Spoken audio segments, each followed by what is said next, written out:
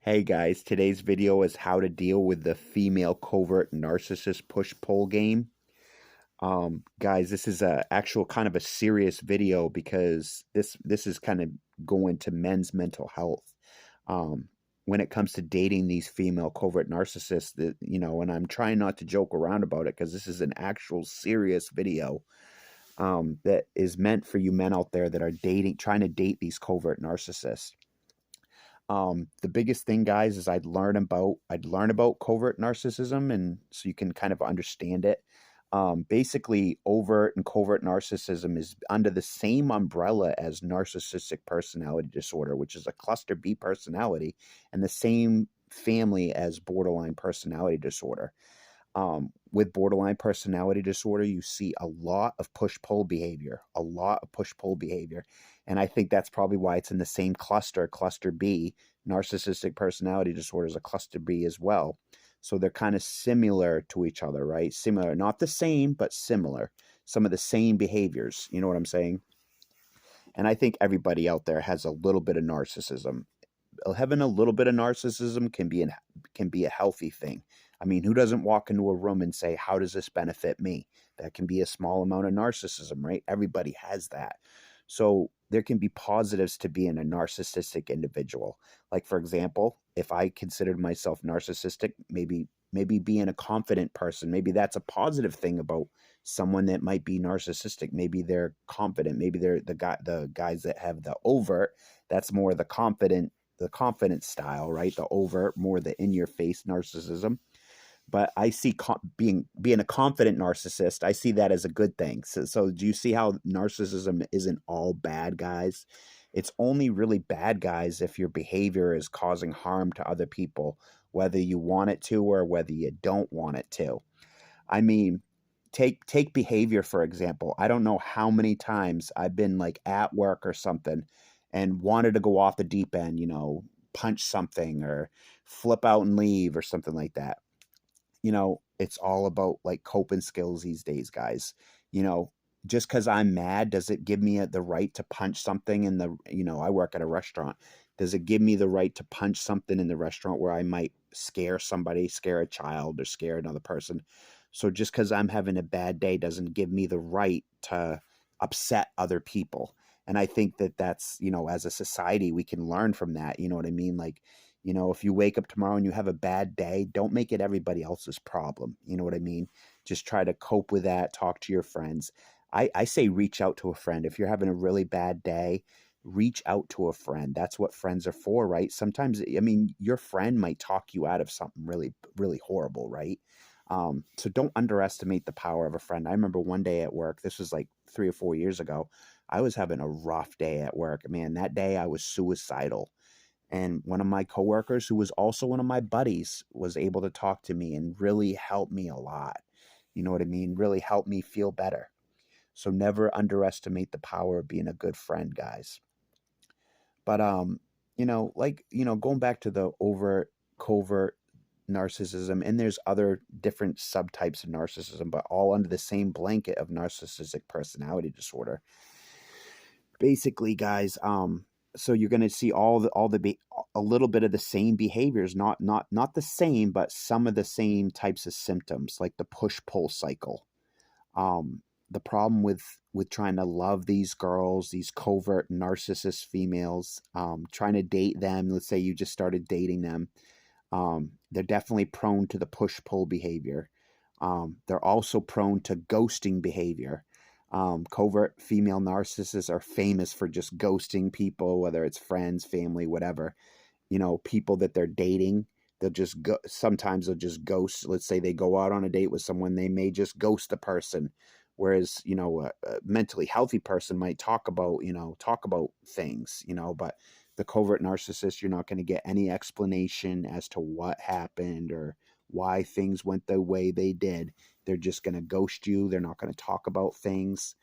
Um, Basically, guys, the whole point of this video is the reason why you really need to tread lightly with these covert female narcissists is it can leave you suicidal. It can the whole push pull cycle shit can actually push you towards suicidal thoughts. And so if you're feeling like that, please reach out to a friend or a suicidal helpline, because those feelings are real, guys. I'm just speaking from my own personal experience because I have another female covert narcissist in my life that I've known for about 10 years. But she's a textbook female covert narcissist, and she probably has the borderline with it. But she has absolutely zero regard for my empathy. If I was to jump off a bridge right now, she would not lose one wink of sleep because she's on that sociopathic spectrum, guys.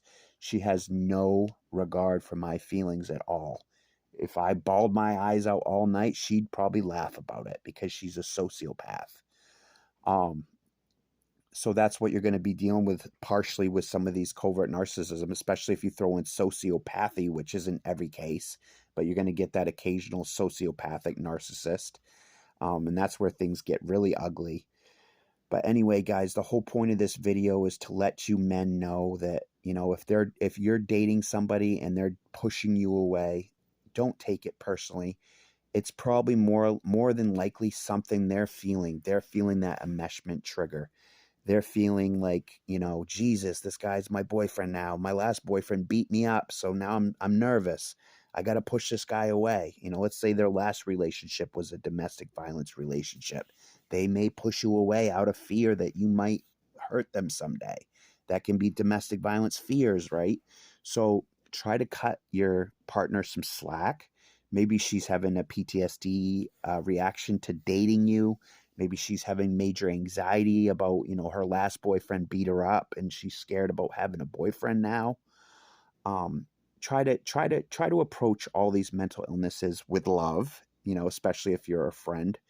But don't be afraid to take space, guys. You may have to take space from this friend or person that you're trying to date, whether it's a girlfriend, whatever you want to call her. Don't matter to me what you call her, but the bottom line, guys, is to not take the female covert narcissist behavior personally, because it can literally lead you suicidal. It can lead you to suicidal thoughts. And a lot of men have actually killed themselves over their female covert narcissist partner's bullshit. I mean, let's call a spade. There's been a lot of women out there that have driven men right off the edge. So if you're feeling like that, please reach out to a friend or a suicidal helpline. Even calling that suicidal helpline, guys, I've called it a few times myself. Sometimes it's nice to just be able to have someone to talk to. You know what I mean? I can even leave that number in the description if you guys want to give Crisis a call. But using those healthy coping skills, guys, is going to be really important moving forward, especially if you're in the dating game, because you need to be able to spot these red flags, like red flags of female covert narcissism, like push-pull behaviors. That's also seen in borderline, probably because they're the same cluster B. So guys, there's going to be a lot of stuff that you need to, daily wake up. Let's say you started dating this person, you want to stay in the relationship or something.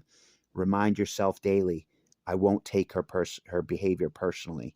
If she pushes me away, those are her issues. It's nothing to do with me. You have to realize that more than likely, you're actually a great guy. The guy watching this, more than likely, is a great guy. Why? How do I know that? Because the covert female narcissist seeks out originally they seek out the fill type, or protector, helper, integrity, and loving. So that's kind of how I would describe myself. I'm definitely a protector. I'm definitely loving. I'm definitely caring. So it's that, that Phil, PHIL, protector, helper, integrity, and love. That's the type of guys they seek out.